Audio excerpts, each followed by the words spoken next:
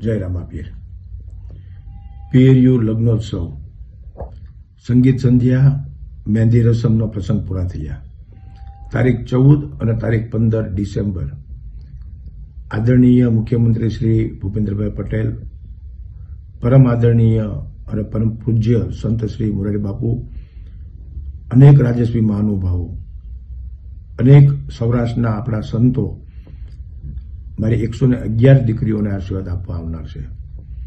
આપ સર્વને રૂબરૂ તુલ્ય સમજી મારી આ દીકરીઓને આશીર્વાદ આપવા માટે આપ પણ જરૂરથી પધારો એવી હું ઈચ્છા રાખું છું.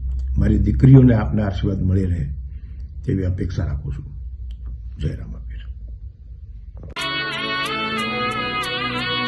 હો દાદા